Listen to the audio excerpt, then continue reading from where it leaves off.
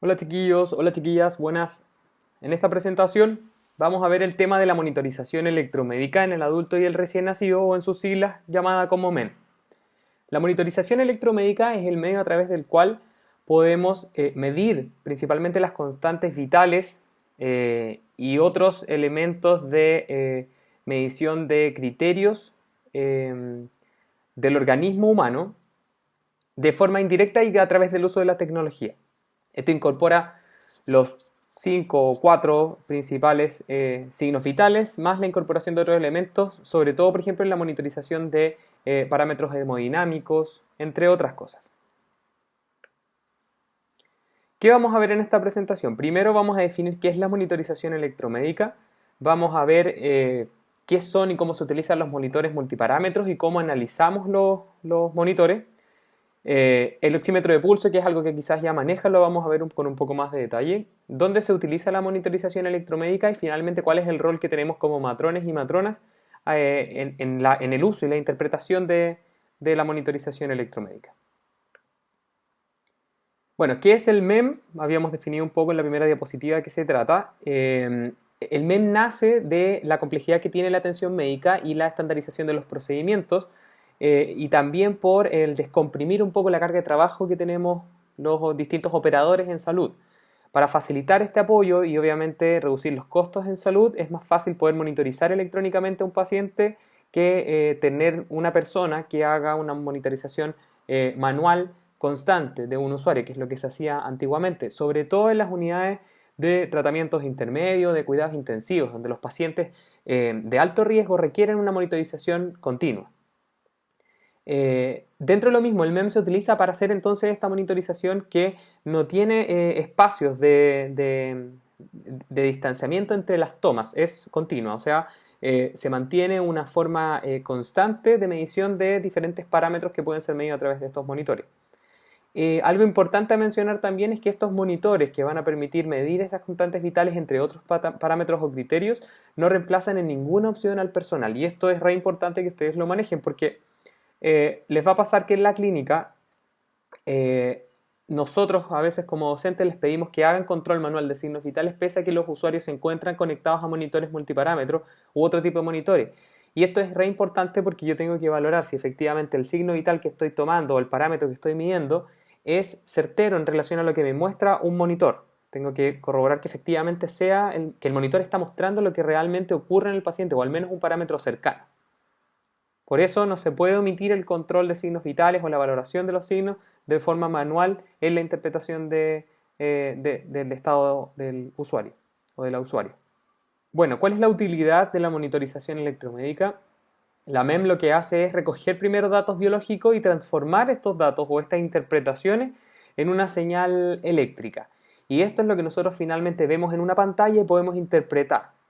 Eh, Otra de las ventajas del MEM dentro de las utilidades es que aumenta la señal de una pequeña magnitud generada por el transductor. Esto quiere decir que si yo mido, por ejemplo, una onda pulsativa, una onda de pulso, puedo ver en estas pantallas de manera más grande esta onda y ver los detalles en este caso, el signo, la constante que yo esté midiendo, ¿sí? Las alteraciones, como por ejemplo lo hemos visto en algunas clases de electrocardiograma.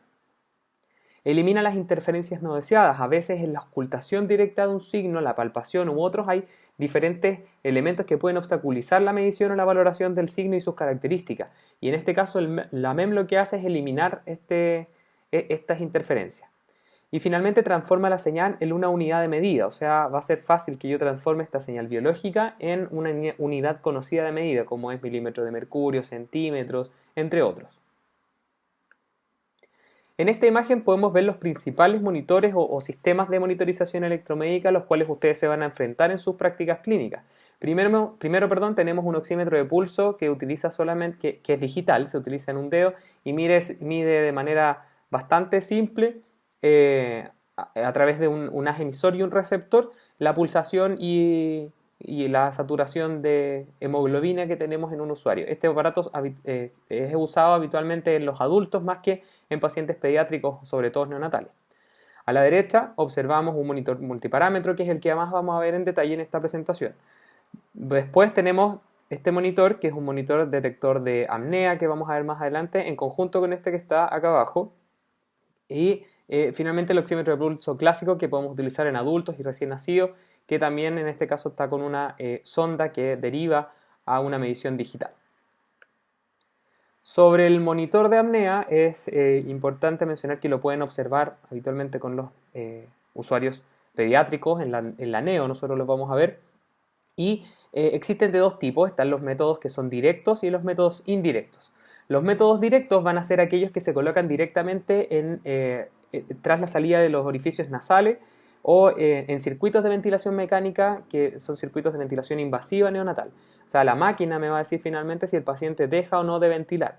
Y el método indirecto va a medir, como se observa en la imagen, a través de una banda torácica, si existe o no movimiento de estas paredes. Lo que hace el monitor es súper simple, o sea, el niño o la niña deja de ventilar y el monitor indica una alarma para que el operador venga finalmente a ver a ese niño. Estos monitores se pueden utilizar tanto en las unidades de neonatología como en pacientes que están con apneas continuas, que se van de alta para la casa tras una serie de tratamientos en los cuales se da el alta, obviamente, y se pueden llevar estos monitores para la casa. Esto previene la muerte súbita, que es re importante. Otro tipo de monitor de apnea también, aparte del cinturón de apnea torácico, está unos colchones que detectan también movimientos del paciente. Vamos a ver ahora en esta imagen de un monitor multiparámetro de un adulto, de un recién nacido en esta oportunidad. Les voy a ir mostrando cada uno de los puntos que ustedes observan aquí. ¿Qué es lo que ustedes van a tener que interpretar en las unidades donde les toque ver este tipo de monitores? Lo más habitual es que los observen en la neonatología, sin embargo también van a poder verlos en las unidades de, por ejemplo, pabellón ginecobstétrico. Los usuarios que son sometidas a cirugía necesitan monitorización continua con este tipo de monitores. En esta pantalla entonces que observamos la monitorización de un recién nacido, vamos a partir con los dos primeros signos. Tenemos la frecuencia respiratoria y tenemos la frecuencia cardíaca. La primera que se observa arriba es la frecuencia cardíaca, que en este caso se demuestra como una frecuencia de 141 latidos por minuto. Y también tenemos la frecuencia respiratoria, que en el ejemplo es de 40 latidos por minuto. Tengo una medición de CO2 también que es posible medir a través de sondas invasivas en el recién nacido o en pacientes adultos. Vamos a partir con la primera curva. La primera curva que observamos al tiro superior es una curva electrocardiográfica que se denomina en su visualización del monitor multiparamétrico como pantalla osciloscópica.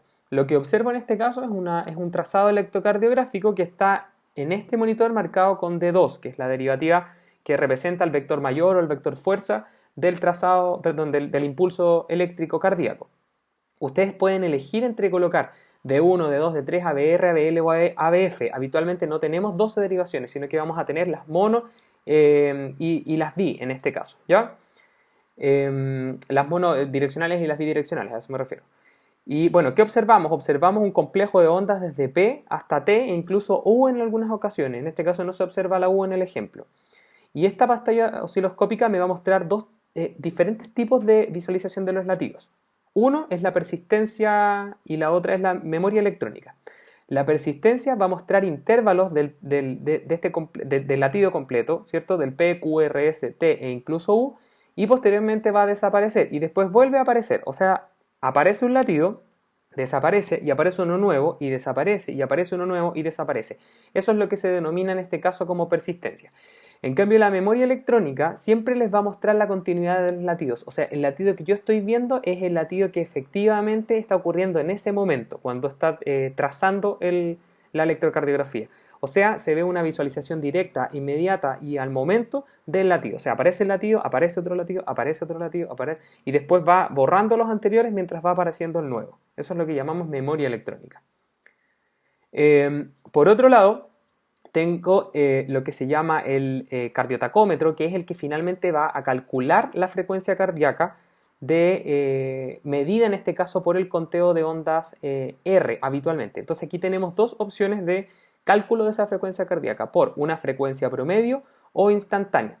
La frecuencia promedio muestra el instantáneo, que es como una de las más habituales en realidad, va a mostrar un conteo de latidos entre ondas R, como si todas fueran iguales, va a ser una estimación en relación a eso. En cambio, la frecuencia cardíaca promedio mide el promedio entre varios latidos previos, ¿sí? O sea, lo que yo estoy viendo cuando veo una frecuencia promedio son los latidos que ya pasaron. Eso quiere decir, hace un promedio de los que ya ocurrieron. En cambio, el cardiotacómetro instantáneo me está mostrando una frecuencia cardíaca calculada en relación a cada onda R que va apareciendo en el momento, o sea, sería el parámetro instantáneo, ¿cierto? Estos mismos conceptos se aplican a las curvas de respiración, ¿ok? Que es lo que aparece abajo. O sea, el cardiotacómetro va a medir también frecuencia respiratoria como parámetro numérico y la pantalla osciloscópica me va a mostrar una curva que en este caso no es una curva electrocardiográfica, sino que va a ser una curva que tiene una onda positiva hacia arriba y una onda negativa hacia abajo para volver a ascender, en donde cada onda ascendente o positiva representa una inspiración del usuario, ¿ok? Esta curva es de libro, por lo tanto se ve muy bonita, pero en la realidad esto difiere mucho. La frecuencia cardíaca cuando yo conecto los aparatos en general no varía mucho con el movimiento del paciente, pero sí lo hace la frecuencia respiratoria y esto es re importante, o sea, yo no me baso en la frecuencia respiratoria habitualmente en los monitores, la puedo mantener igual y puedo generar la alarma. Sin embargo, lo más fidedigno va a ser medir la frecuencia cardíaca en estos monitores más que la frecuencia respiratoria. Ahí es casi imprescindible hacer la medición de manera manual. En esta imagen observamos cómo tenemos que medir estos dos elementos, la frecuencia respiratoria y la cardíaca. Y lo que tenemos que hacer es conectar al menos, en realidad no al menos, conectamos 3 electrodos para poder medir estas derivaciones monodireccionales o bidireccionales, ¿ya? Los 3 electrodos tienen que estar colocados, uno a derecha arriba, el otro a izquierda arriba y el otro a izquierda abajo. Con estos 3 electrodos yo logro formar el triángulo de Einthoven y por lo tanto generar la derivación de 2, o sea, las monopolares y las bipolares. Ya, todas las voy a ver. Y ustedes eligen cuál quieren ver y lo ideal es dejar de 2. Como norma importante que tienen que considerar es que tienen que dejar los electrodos separados 10 centímetros de distancia cada uno idealmente. Y aquí el problema, en los adultos en general no hay problema, en las usuarias con las que trabajamos en los pabellones ginecobstétricos, por ejemplo, uno deja habitualmente bajo la clavícula a derecha, bajo clavícula izquierda y el otro va bajo la mama. No lo dejamos en abdomen ni más abajo porque puede interferir con una placa que es la placa del electrobisturí que se coloca en los muslos. Eso lo vamos a ver más adelante en el curso de la enfermería médico-quirúrgica. En los recién nacidos, cuando son muy pequeños, muy prematuros, yo puedo colocar estos electrodos en ambos brazos y puedo colocar un tercer electrodo que va a izquierda inferior en el abdomen o en los muslos, ¿ok? Si el niño es más de término, habitualmente yo lo coloco en las mismas zonas donde poníamos en el adulto, o sea, bajo la clavícula derecha, bajo la clavícula izquierda y uno en el abdomen o en el muslo izquierdo. Siempre izquierda, chiquillos, en el inferior. Van a ver que en la práctica los van a colocar a derecha, izquierda, pero lo importante para medir de 2 es que el electrodo inferior esté a izquierda. Si continuamos midiendo este trazado, podemos ver, bueno, arriba en amarillo ustedes ven una medición invasiva del CO2, que es importante que también la consideren, que en algunos casos se puede hacer. Y esto que vemos en rojo es la presión arterial invasiva. ¿Ok? Aquí está con sus siglas en inglés y me muestra la presión arterial sistólica y diastólica y la presión arterial media. Esto es muy utilizado en las unidades de cuidados intensivos neonatales, en las cuales yo observo una curva también bifásica, en donde tengo un aspecto positivo y un aspecto negativo. Mientras más regular se ve la curva, mejor va a ser la medición y eso quiere decir que lo que yo estoy mirando en la curva y en el número es muy cercano a la realidad. Si la curva tiene mucha interferencia, esto quiere decir que está plana, que sube y baja, que me muestra valores muy extremos de repente de la nada por diferentes causas, significa que el valor numérico que yo observo va a ser distinto a lo que está en la realidad. La otra opción de medir presión arterial es la presión arterial obviamente no invasiva, en donde ustedes en este ejemplo no aparece, pero van a ver un parámetro de monitorización de un color distinto y que es estático, o sea, yo medí la presión y ahí queda marcado hasta que yo lo pueda borrar o mida una segunda o haga una segunda medición de presión arterial. ¿Cómo lo medimos? Bueno, tenemos los manguitos, obviamente hay manguitos neonatales y hay manguitos de adultos. Los manguitos adultos tienen medidas, pero en general se usa un estándar para el tamaño de brazo. Sin embargo, los recién nacidos tienen que considerar que van del número 0 al 4 o incluso más. Cada uno de estos manguitos por número va a representar o va a estimar un poco el peso del recién nacido. O sea, el manguito número 4 va a ser aquel que usan los niños que pesan alrededor de 4 kilos. El manguito 3 va a ser el que tiene 3 kilos y así. Esto obviamente puede ir cambiando según la constitución nutricional del recién nacido, o sea, si es adecuado, si es pequeño o es grande. Continuando con la monitorización electromédica, aquí podemos observar medición de saturación preductal y postductal. Esto se hace en los recién nacidos. En los adultos habitualmente yo mido la saturación de manera indiferente si es pre o postductal, porque obviamente el ducto está cerrado. ¿Qué observo en este caso? Aquí bien, si se fijan hay dos parámetros, está la saturación, en este caso preductal, y aquí hay un pulso. Esto no está midiendo frecuencia cardíaca, sino que está midiendo una estimación de pulso medida habitualmente a distal, donde está el oxímetro, ¿cierto? Donde está el sensor de oximetría. Y aquí la curva tiene que ser regular, también es bifásica, positiva y negativa, positiva y negativa. Si la curva es regular y se ve así bonita, significa nuevamente que lo que yo estoy viendo aquí es muy cercano a lo que ve el paciente. Si no, no se observa de esa manera. Y aquí observamos, por ejemplo, diferentes sensores neonatales o de adulto que ustedes van a encontrar. Aquí tenemos uno a pie, que este puede ser el mismo que observamos aquí está, perdón, en dedo, y aquí es a pie, ¿cierto? Donde medimos saturación, en este caso sería postductal, en ambos ejemplos. Acá arriba hay otro tipo de oximetría, el principio va a ser el mismo, pero utiliza otro sistema de amarre. Este también es bien común en las neo, el que está abajo, y este es el que ustedes más conocen, lo más probable del adulto. ¿Cuáles son los cuidados especiales del sensor? Primero, el haz emisor tiene que estar enfrentado al receptor. El haz emisor quiere decir que donde está la luz roja tiene que estar frente al haz receptor, que es el que no tiene luz. ¿Para qué? Para que la medición se pueda hacer de manera adecuada, a través de los diferentes vasos pequeños que se encuentran en esa zona. Esto mide pulso, por lo tanto no tenemos que considerarlo como frecuencia cardíaca, lo vamos a considerar como un pulso distal. Y esto obviamente se puede afectar por condiciones que son en algunos casos inevitables, como por ejemplo la anemia, la hipotermia, el frío en la extremidad, la baja perfusión, entre otras. Este sensor es sumamente sensible a los movimientos, al igual como el que yo les había dicho de la frecuencia respiratoria. Por lo tanto, no es llegar y ver y anotar el valor, sino que tiene que ser una curva estabilizada para yo poder medir el valor que estoy midiendo. En los adultos, lo más importante es no usar pintura de uñas. Por eso cuando vean más adelante que los usuarios que son sometidos a cirugía no pueden ir con las uñas pintadas, no usan barniz de uña porque dificulta la medición de la oximetría. Esto que ustedes observan arriba es una curva normal, si se fijan es bifásica, tiene curvas intermedias que pueden significar variaciones en la medición. Pero esto es lo que van ustedes a observar, una curva regular, bonita, ordenada. Cuando el artefacto está en movimiento, eso quiere decir que el neonato o el adulto mueve su extremidad donde se está midiendo, lo que va a mostrar es esto, un desastre, o sea, un desorden que sube, baja, de repente dejó de censar, que son estos periodos planos, y vuelve a censar otra vez. Entonces aquí yo que tengo que hacer es esperar que volver a una saturación, perdón, a una medición regular. Si no, cambio el dedo o cambio la extremidad que estoy midiendo.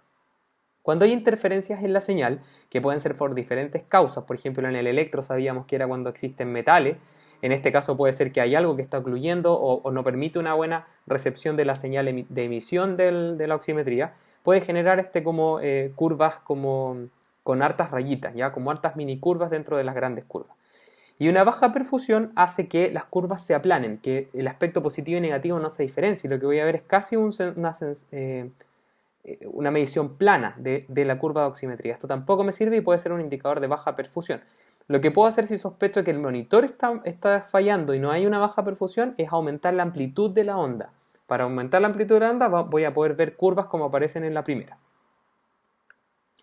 Finalmente, este monitor, entre otras funciones, a veces permite medir también la temperatura cutánea, ojo, y para eso necesito usar un servocontrol. Recordemos que en los adultos en general no usamos mucho servocontrol, sin embargo en los recién nacidos sí voy a usar mucho el servo para mediciones en monitor multiparámetro o en las cunas radiantes.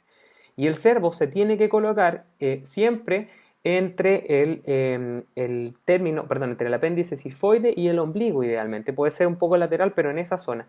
Y si está en posición ventral, tengo que colocarlo idealmente bajo la parrilla costal también. E ideal también que no sea sobre las zonas donde existe grasa parda, porque eso también puede variar en cierto grado la temperatura. En este videito entonces vamos a ver ahí vemos un trazado, un video de un monitoreo real en el cual ustedes observan entonces el parámetro de la frecuencia cardíaca neonatal, observamos una curva en este caso de electrocardiográfica que si se fijan está marcado de 2, esto es la amplitud que dice por 4, o sea cuán grande veo las ondas, pero la curva no se ve tan bonita en T. ¿Hay algo pasa con T? Eso quiere decir que los electrodos pueden estar mal colocados o está mal configurado el monitor.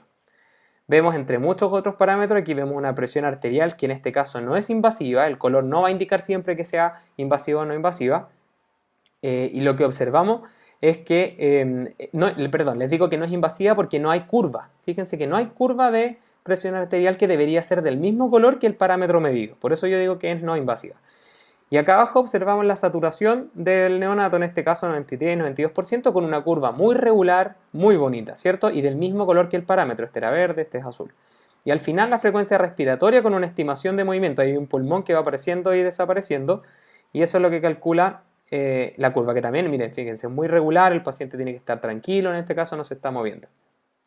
Estas rayitas chiquititas que ustedes ven acá al lado son las alarmas, que es lo que vamos a hablar a continuación. No todos los signos habitualmente los dejo con alarma. Por ejemplo, en este caso, la frecuencia respiratoria no quedó con alarma porque es tan variable que en realidad mejor es medirla directamente o verificarla a monitor, más que el monitor me diga cuándo suene la alarma. La saturación, la superior está desconectada porque es un paciente que está con oxigenoterapia, por lo tanto no puede saturar, está sin oxigenoterapia, por lo tanto yo le permito saturar más de 100%, por eso desconecto esa alarma. La presión arterial habitualmente, como depende de la edad gestacional, del sexo neonatal, entre otras cosas, no se conecta. Y acá arriba muestro las alarmas de la frecuencia cardíaca, o sea, aquí me va a sonar si está en 90 o menos o si está sobre 190. En este caso vemos una imagen de una oximetría de pulso, ¿cierto? En donde está la curva, que es muy bonita, regular, con una estimación de pulso y una saturación, que es lo que más van a ver ustedes o en la neo o en pacientes adultos. En este otro video, ahí, vamos a ver, en este caso,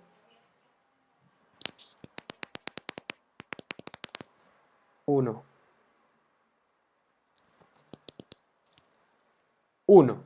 2, 3.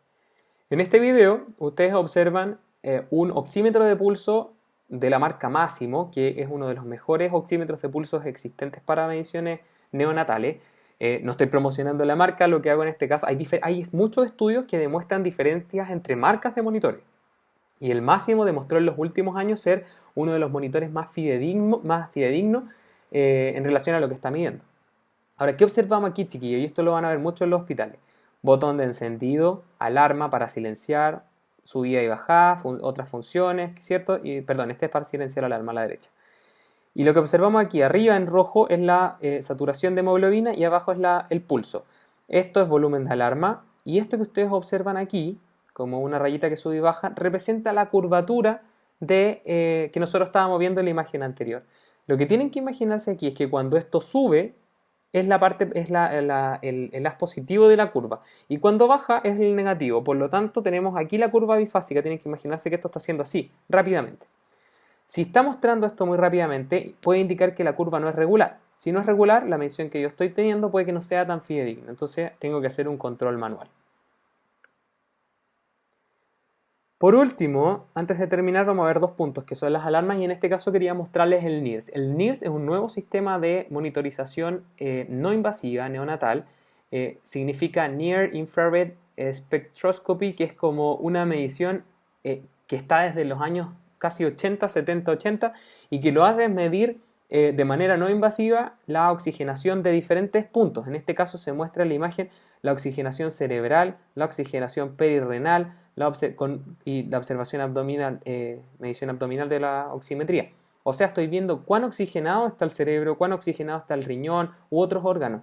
Esto se usa mucho en los pacientes que sufren asfixias neonatales o perinatales y que están con encefalopatía hipóxico-isquémica o necrosis intestinal o necrosis tubulares agudas, entre otras. Voy a ver directamente al órgano afectado cómo se está oxigenando. Y para eso tienen un haz emisor y un haz receptor. En este caso, por ejemplo, el abdominal tiene un haz anterior y un haz receptor.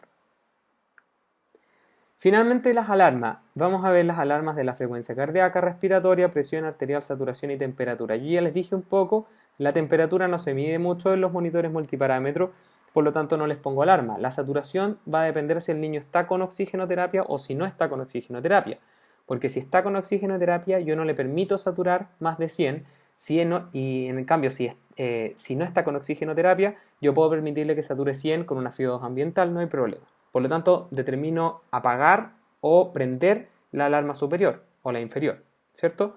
La frecuencia cardíaca, respiratoria, depende de los parámetros propios de cada usuario, y la presión arterial habitualmente se deja sin alarma. ¿Cuáles son recomendaciones para las alarmas? La alarma mínima y máxima considerando un 10% hacia abajo y hacia arriba respectivamente.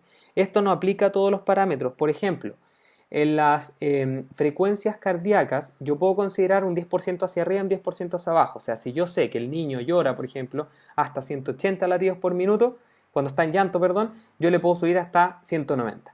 Si el niño tiene una frecuencia basal de hasta 110, 120, yo le dejo 190 latidos para abajo como alarma. Eso es lo que dice este 10%. La saturación de oximetría funciona de manera similar. No deben ser modificados los límites solo porque la alarma suena frecuentemente, y esto es re importante. O sea, si la alarma suena constantemente, yo no apago la alarma y le cambio el valor, sino que tengo que ver por qué está sonando la alarma y por qué este niño tiene parámetros distintos a los que yo he establecido habitualmente.